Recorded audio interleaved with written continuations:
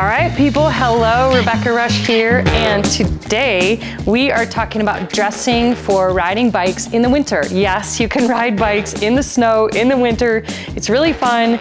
It just takes some planning with your clothing. And so I'm gonna go through from toe to head, everything that you might want to take or use for winter bike riding. This will apply to other winter expedition type things, but specifically cycling. So we're going to dive right in. I'm going to start first with the feet. So when you think about riding bikes in the winter, you think it's going to be cold, it's going to be snowy.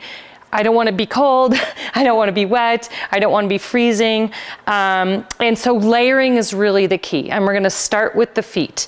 I am a big fan of wool for all base layers. So you're going to see a lot of wool, you're going to see a lot of different brands and a lot of different options. In the end, it's going to be up to you to kind of put together your sort of outfit for riding. I'm going to show you the range from anything to plus 20 degrees Fahrenheit riding all the way down to like minus 40 or 50. So this might look like a lot of clothing, but this could take you the full range. So you're going to adapt this based on where you're riding, how cold it is, and how close shelter is for you. So starting with the feet.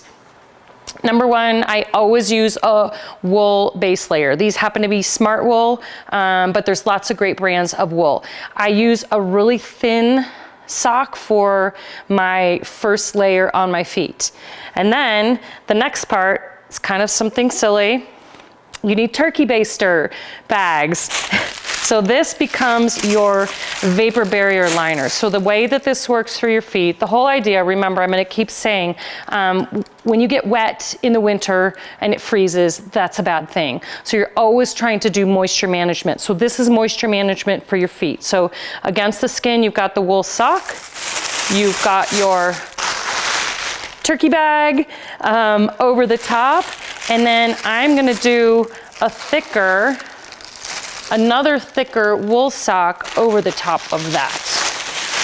So kind of looks like this, but on your feet. So why would you do that? Because when you ride your bike, this layer is going to get sweaty. This is your feet are going to sweat. The vapor barrier is going to keep your own sweat from getting out into your insulating layer. So the insulating layer stays dry. Your feet might be wet and sweaty, but remember, wool stays warm when it's wet. So that's why this nice thin layer, you can switch it out, but then your big puffy warm layer is going to stay dry because of the vapor barrier. All right, so that's the feet. I always bring an extra pair of socks in case you need to put dry socks on. Don't hesitate to do that. Feet and hands are some of the hardest things to keep warm while you're out there. So those are the socks. Those are the turkey basters, and then the whole thing goes into these amazing boots that I'm going to talk about. These are the 45 North Wolfgar. These are actually cycling shoes, so they've got a cleat on the bottom. They work just like cycling shoes, but they're kind of like a mountaineering boot. So they're fully waterproof, they're nice and big and comfy. They've got this insert that is a wool insulating layer that you can take out, you can dry it. So all of those layers for your feet, 1, 2, 3, 4. So that's the feet, really important part of keeping warm while riding. Next, Gracie, do you approve? She's like, I don't know. I think it sounds like a treat bag a little bit. Okay, so now we've gone from the feet, now we're gonna go up to the legs. Cycling shorts, these are Velocio Apparel half shorts. I don't wear bibs in the winter because you're wearing so many layers, you got a lot of stuff on. It's just another thing that I don't wanna have. So I wear half shorts in the winter so that it's easy to go to the bathroom or do whatever you need to do. I size them up a little bit, and you're gonna see with all this layering, the things that are on the top layer need to be able to fit over everything. So, shorts on the bottom. I like 3/4 length, very thin wool, again, wool base layer. This will be the next layer. These happen to be black diamond, but there's lots of great wool out there. I like the 3/4 length because I've got a long sock already over my calf. I've got a big boot. I might have gaiters on. And so I just don't need that extra layer over my calf. I like the 3/4 length. Next layer are gonna be my soft shell pants. These happen to be First Light. It's a hunting company, also made of wool. These are the First Light Catalyst pants. So I'm gonna let you know, you don't have to wear all cycling apparel for cycling. There are a lot of different brands, from cross-country skiing to hunting to whatever, that are really good crossover products. So don't sort of pigeonhole yourself thinking that you have to have only cycling gear for winter cycling. A lot of great crossover products. I encourage you to mix and match and see what's in your closet already. So these pants, some features that I really like about them are they've got a ventilating zip on the side. Remember, you're gonna get sweaty. You're moving around, you're riding your bike, you're gonna get sweaty. So that's why I choose thin, long underwear and lots of layers. You may think that you wanna have like the biggest, bulkiest thing on, or a pair of down puffy pants, but that would be a mistake because you're just gonna get really cold. So these are soft shell pants. They've got a little bit of brushed on the inside lining. I really like the ventilation, and I love all of the pockets. So you'll find with all this gear, you want pockets for your gloves, you want pockets for your food, you want, you know, there's a lot of stuff, more stuff when you're in a winter environment. So I really like these because of the pocket. They're stretchy and they're made of wool. So that's my next layer, the soft shell layer. There are lots of options for soft shell layer pants. I'll just show you a couple other examples. This is a pair of Outdoor Research. They're kind of like ski touring pants. Also real stretchy, not too thick. The key with any pant that you choose for winter cycling, make sure it's got a zipper that's big enough to get over your nice warm cycling boots. All right, here's another type of pants. These are Nordic ski pants. Like I said, look what's in your closet. These are great. I really like they're sort of wind on the front, stretchy on the back. They don't have any pockets, so that's a little bit of a deal breaker for me. But these would be great if you're just going out for like a couple hours of training and you're not doing like a big bike expedition. These are cross-country ski gear is awesome for that kind of stuff. All right, and then the last layer on the legs is going to be, and I rarely wear these, but I always have them, a pair of really thin, fully waterproof overpants. These happen to be the North Face. Again, they have a really big zipper, so I can pull them on over the top. These need to fit over the top of all of these pants layers, and these are sort of your emergency, oh shit, it's snowing, I'm freezing. You want to be able to pull on your outer layer, your waterproof layer over everything. So these are rolled up nice and small on the bike, but I always have a pair of waterproof pants. Alrighty. Okay, so we got feet, we got legs. I didn't talk about gaiters. I will often wear gaiters if it's a really cold. And again, I'm showing you a range from like 20 degrees Fahrenheit plus down to -40. So if I was going on a big expedition or a really cold or sub-zero, I'm gonna wear gaiters over the top of those pants and these boots. And what that does, the gaiter, one, it keeps water, snow out, but it also warms your calves and keeps your lower leg really warm, which if you think about your blood flow, that keeps your feet warm. So if your calves are warm, the blood going down to your feet is warmer as well. So that's often another option. These are Outdoor Research. I've had them forever. I seam sealed them. You can see they've gotten a lot of good use, but that is another sort of expedition type or real cold weather option. And then the most Mac Daddy coldest of all cold, like when I go to Alaska, I take these over boots. So these are custom made. I don't even know if she makes them anymore, Dogwood Designs. They're a size large, even though I have a size 8 women's foot, because this is like a sleeping bag for my feet. These will go over, fit entirely over everything. So they'll go over this whole boot. as an over boot. And it's got an opening in the bottom, so I can still clip in with my cycling.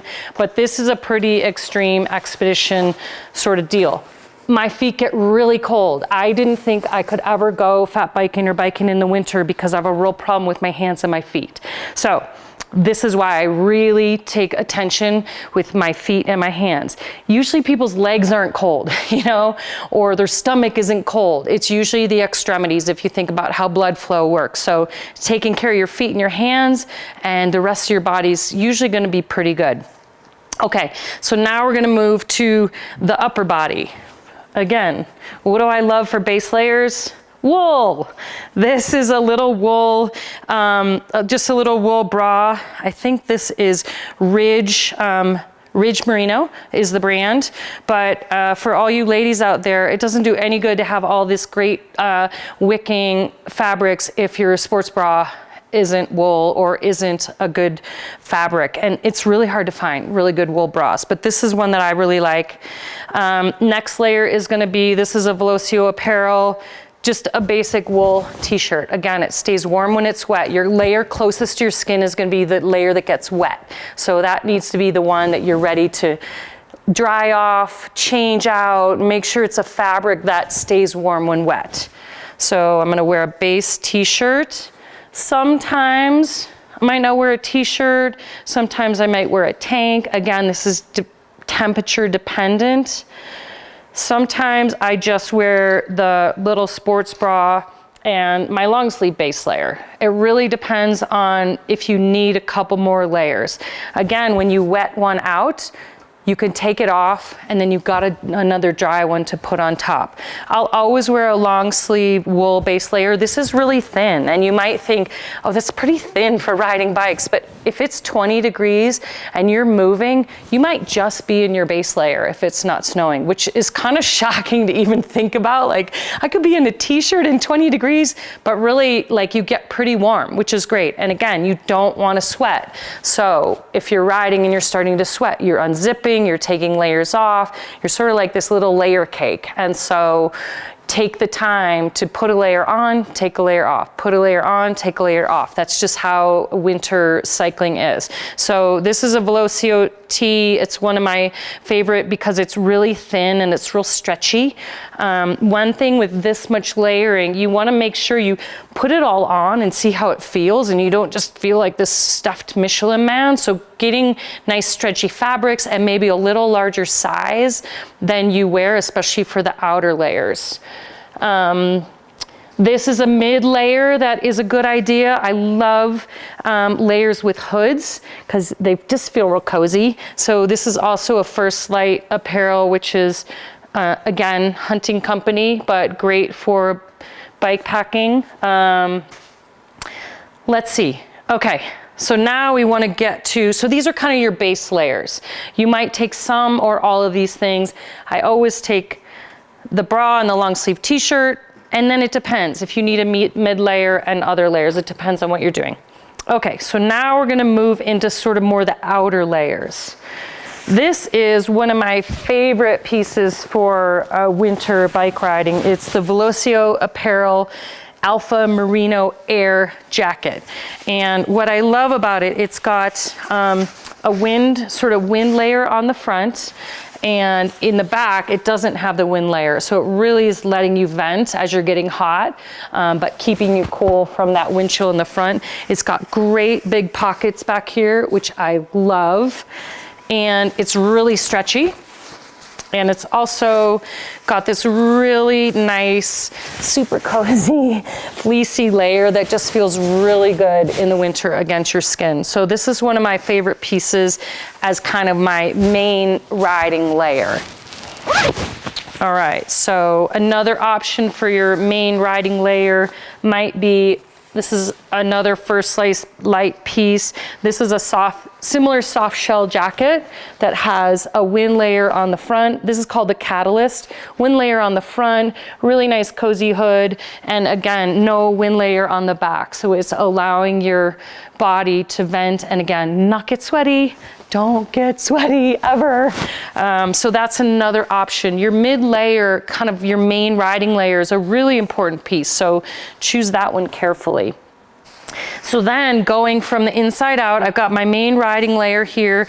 I really love bringing a super duper duper lightweight, just wind layer. And I'm gonna keep this like in my back pocket of this jacket so that it's just real quick. If I'm getting chilled, the wind's kicking up, I can just throw this on. It weighs nothing. It's got a little hood that fits over my helmet. I really like a layer like this. This is not my waterproof layer. This is really just that like, ooh, I'm a little chilled. I don't want to be chill, but I don't want to get sweaty. So it's a really nice piece to just throw on, take off, throw on, take off, and just like stuff it in wherever it's going to go. And so this is how I'd be riding with these two pieces most of the time. Now, when it gets colder, you need another insulating piece. So your insulating layer. Don't leave home without a puffy coat. Never leave home without a puffy coat. Mark my words. So you need to bring something, because think about it. If you've got to stop, you've got a flat tire, you've got a mechanical, or sometimes if you're riding, you know, in sub-zero temperatures, you'd be riding in your full insulating piece. This is a nice one from Big Agnes, super lightweight. It's called the Larkspur. This is synthetic, so you've got two choices with layering pieces, a synthetic layering piece or a down layering piece. This is also one from Big Agnes. I suggest a hood for all of them, and it's kind of up to you. The weight is pretty comparable. These are both super lightweight, super warm pieces, but again, don't leave home without your puffy coat. Never, never, never. It's like your whoopee, you gotta have it. So that's your insulating piece. Hopefully it's just squished up somewhere in the bike, nice and small. And then your final piece on the top is your waterproof, fully waterproof piece. That is going to be your over jacket. This is happens to be a Velocio Apparel anorak. It wasn't anorak, but I actually put a zipper in it myself because with all these layerings and all this stuff, pulling something over wasn't an option for me. So I had this zipper put in, a waterproof zipper. It's a great jacket, really lightweight, seam sealed. There's lots of options here. The key to this jacket, your outer piece, again, if you're wearing all of your layers, your mid layer, your puffy piece, this has to fit on over the top of all of it. You may be wearing just your mid piece and your waterproof piece if it's snowing, but if you're wearing all of it, it has to all fit together. So make sure you've got a really kind of comfy, spacious, fitted enough that you still feel comfortable riding, but that it can fit over everything, and especially for cycling, a great hood that can fit over your helmet. So, whew, okay, that is the clothing. I'm gonna remind you, you're not gonna necessarily take all of this. I'm showing you the stuff that I would take on a full Alaskan expedition, okay? So you might pare this down if you're doing a 2-hour ride from home and it's 20 degrees out and no snow in the forecast, you might dress differently. That said, I'm always gonna take a puffy piece. I'm always gonna take a waterproof piece in case you just don't wanna get stranded out there because it's cold. Even if it's 20 degrees, and 20 degrees feels warm when you're riding a bike and you're sweating and the sun's out, but keep in mind, the moment you stop, 20 degrees is cold. People die in 20 degrees. And so make sure you bring those safety layers with you. You might not need the over booties, you might not need the gaiters or all of these layers, but it's gonna be some combination for you. All right, so now let's move on to head and hands. We're getting there. Stay with me. This is super valuable information honed over years and many, many rides. All right, so we're gonna start with, let's start with the head. So I really love cycling caps that can go under your helmet, but with a brim for winter riding. And what that does, it's really nice, is if it's snowing, it just kind of keeps the snow out of your eyes. If it's real sunny, you've got kind of like this little baseball brim. My favorite ones are made by 45 North. They've got a couple different cap options. Again, made of wool. So you're gonna be wearing your hat almost the whole time. And so make sure, I really like the ones that come down over your ears, and have the little brim, but it's totally up to you. I always bring a second beanie as a backup in case something happens. I can pull this on over the top. This happens to be a Big Agnes beanie. And then we'll go to the neck and face. I always bring a little headband, and this can pull down, this can be over the ears. So if this hat wasn't coming down enough for me, I have this second layer that can kind of make sure it's down over my ears. I can also use this layer as a nose cover, which is actually pretty nice, because your nose gets really cold. Protecting your face and the skin on your face is a lot of what you need to think about while you're out riding your bike. Remember, you're breathing hard, and so you're expelling moisture and air, and moisture is bad. And so having this little thing over your face actually keeps your cheek and your nose warm, but allows your breath to come out, and it's not gonna soak your stuff. So I'm always bring one of those in combination. Here, I'll show you how it all goes together. Neck gaiters, super critical, super nice. Keep your neck warm, your face warm. I usually bring a couple of them. I'm a big fan of wool. And so you're out there in the wind and it's snowing and raining, or it's not raining because it's freezing, but you're out in the wind and it's snowing. A neck gaiter is a really nice way to keep your throat, your face, everything warm.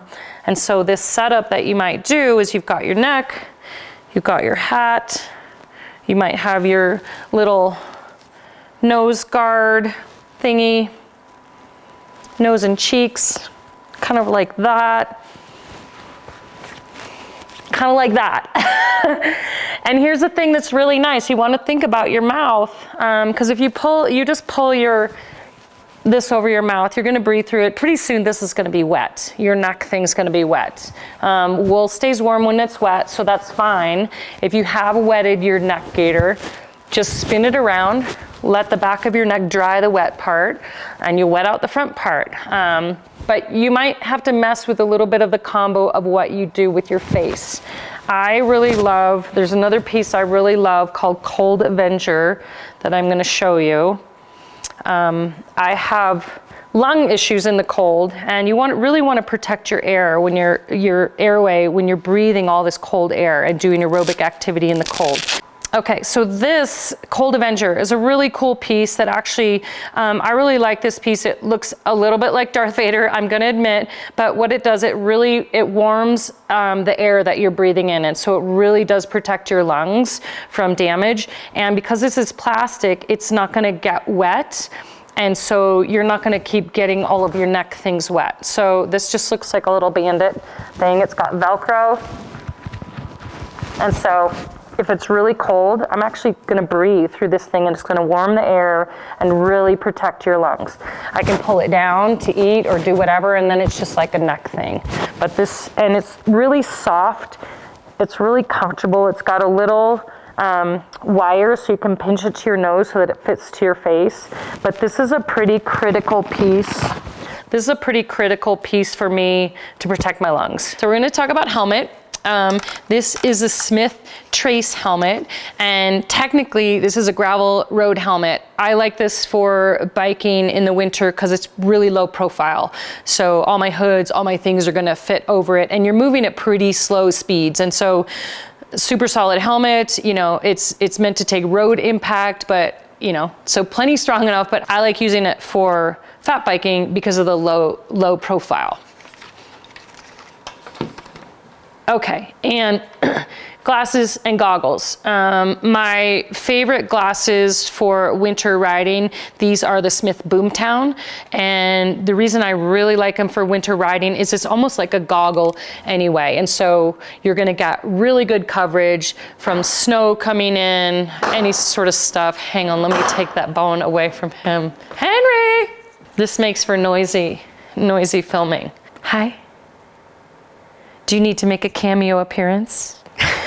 Okay, let's put you in there.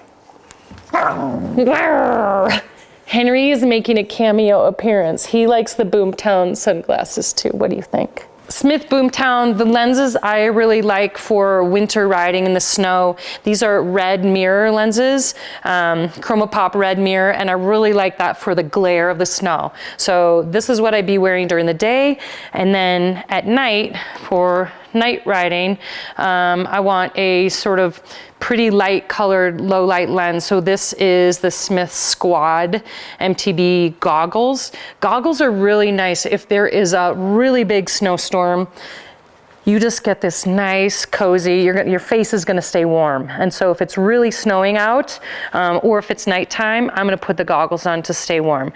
This lens is a yellow contrast Chromopop, so really good for night riding or snow or storms or low light. So I'm gonna have both these glasses and goggles I'm gonna ride with.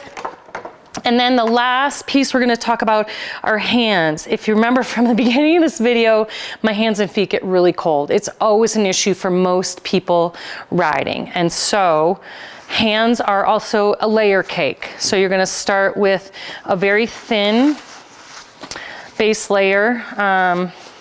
These are Velocio shell ones. Nice if you have a glove that has the touch finger for technology, so that you can operate your navigation device or whatever else. I'm gonna wear these most of the time. Make sure you pick a pair that you're dexterous with. So you could be changing a flat, you could be adjusting something on your bike, you could be getting your food out with hopefully without exposing your hands to the cold. It's so tempting to take your hands out, do your thing, and put them back in.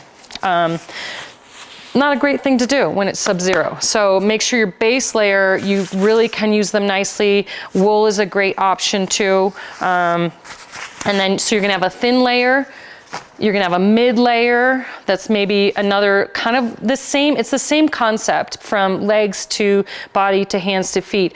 A thin layer, a mid insulating layer, and then a bigger super warm layer over the top. These are 45 North. They make some great gloves for winter riding. Again, the biggest layer, the outer layer, needs to fit over everything. So I usually get large or extra large in my outer layer to make sure if I needed to, I could put this on top of this, on top of this, and it'd be like your little hand layer cake. I'll make one more comment about, this is a item that will go on the bike, but this is key to the hands. These are Revelate Design Pogies. So what these things are, they hook onto your handlebar of your bike, like so, and you put your hands in them, like so, and then you're riding. And so inside, you can operate your gears and your shifters and all that, and your hands are in these nice, cozy little sleeping bags.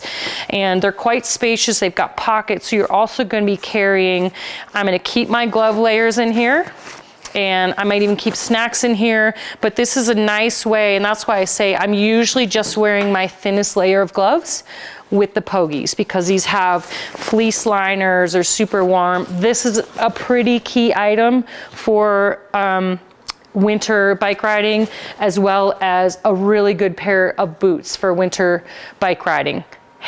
In between all of this layer cake of apparel, that's kind of up to you, and that's where the fun starts, is go through your closet, see what you have, start putting layers together. This is just an option of what I do. This could take you from a range of 20 degrees above to, 40 degrees below, and you'd be fine. You'd be cozy and warm.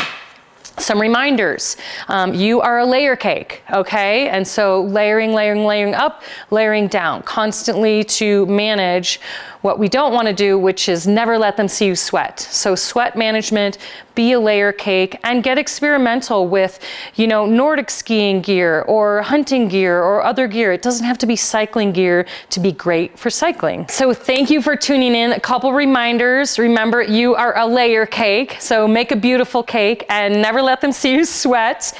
And don't forget to subscribe. We will be tuning in more, doing some more stuff on how to put this all on the bike, what kind of lighting I use, and even sleeping bags and overnight gear. So tune in, don't forget to subscribe, and let me know how it goes. Oh, it's cold. I'm going downhill, so I'm gonna zip everything up, get my gloves back on. Woo, surfing. Hi. Hi everyone. Plan is to